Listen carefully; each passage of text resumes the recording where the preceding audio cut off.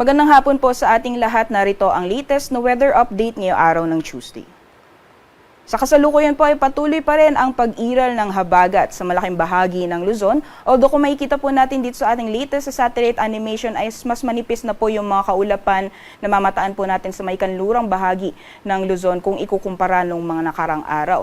Pero asahan pa rin po natin ang epekto or patuloy na epekto ng habagat, lalong-lalo po sa may western sections ng northern at central Luzon. So dyan po sa Ilocos region, pati na rin po sa may Zambales at Bataan ay asahan pa rin po natin ang mga pag-ulan dala ng epekto ng habagat or southwest monsoon.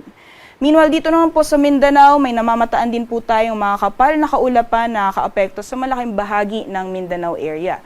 Yan po ay dulot ng epekto ng Intertropical Convergence Zone or ITCZ. At dahil po dyan sa ITCZ, expect na po natin ang mga pag-ulan sa may southern portions ng Mindanao. So most parts of Davao Region and Soc-Sargen, expect na po natin ang mga scattered rains or thunderstorms. Gayon din sa southern portions ng Zamboanga Peninsula, malaking bahagi po ng BARMM. So yung mga areas po na nabanggit natin, possible po yung mga kalat-kalat na mga pagulan, pagkidlat at pagkulog, lalong-lalo na po ngayong gabi hanggang bukas ng madaling araw. For the rest of the country naman po, nakikita po natin na malinis po yung ating satellite animation, no? So asahan po natin ang maaliwalas na panahon, may mga chance lamang ng mga panandalian at biglaang buhos ng ulan dulot ng mga localized thunderstorms. Mas madalas po yan nararanasan sa hapon sa gabi. At sa ngayon po, wala po tayong minomonitor na low pressure area o bagyo sa loob at labas ng PAR. Bukas naman po inaasahan natin magpapatuloy pa rin ang epekto ng habagat sa may western sections or dito po sa Luzon. So expect pa rin po natin magpapatuloy ang mga pag-ulan sa Ilocos region, pati na po sa Zambales at Bataan. Pero mga kababayan, possible po na hanggang bukas na lamang yung mga pag-ulan dala ng epekto ng habagat sa Luzon. So for most parts of Luzon ay mag-i-improve na po yung weather conditions sa mga susunod na araw.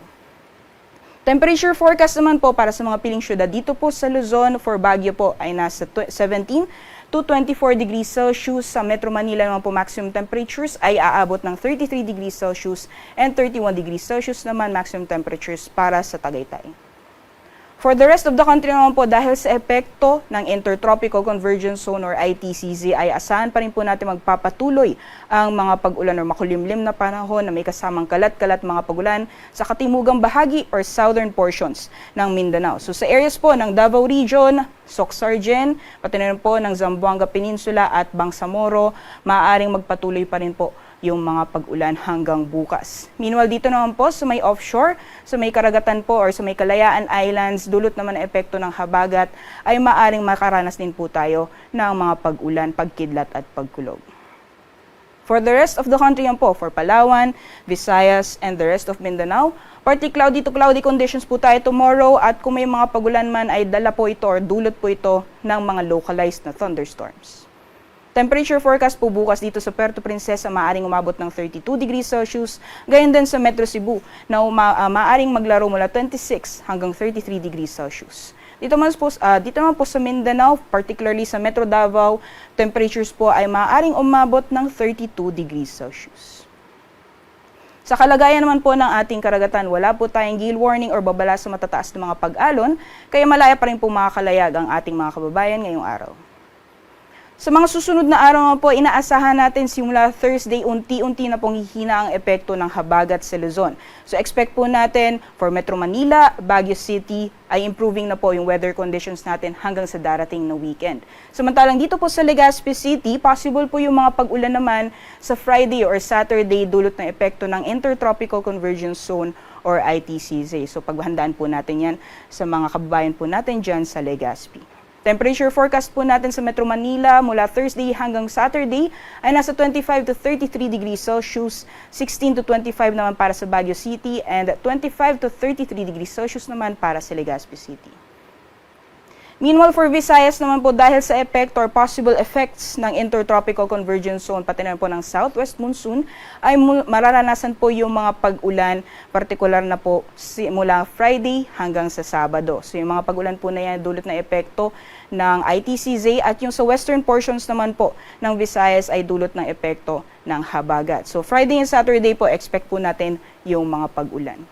Metro Cebu temperatures po mula Thursday hanggang sa Sabado ay nasa 25 to 33 degrees Celsius, 25 to 32 naman for Iloilo, and 25 to 33 degrees Celsius for Tacloban City.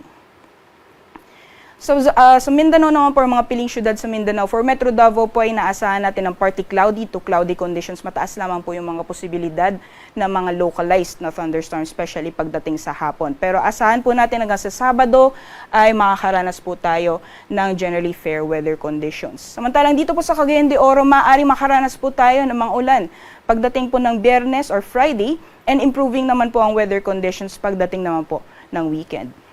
Dito po sa Zamboanga City, possible effects po ito ng habagat or southwest monsoon. So Friday and Saturday, possible po yung mga pag-ulan dalang epekto ng habagat sa may area po ng Zamboanga. Temperature forecast po natin for Metro Davao from Thursday hanggang Saturday ay nasa 25 to 33 degrees Celsius, 25 to 32 degrees Celsius naman for Cagayan de Oro, and 25 to 32 degrees Celsius din para sa Zamboanga City. Sunset po natin 6:23 p.m. Sunrise naman po ay 5:26 a.m. Para sa karagdagang impormasyon, basta lang po ang aming social media accounts, pati na rin po ang aming website, pag-asa.dost.gov.ph. At yan lamang po latest mula dito sa Pag-asa Weather Forecasting Center. Rhea Torres po, magandang hapon.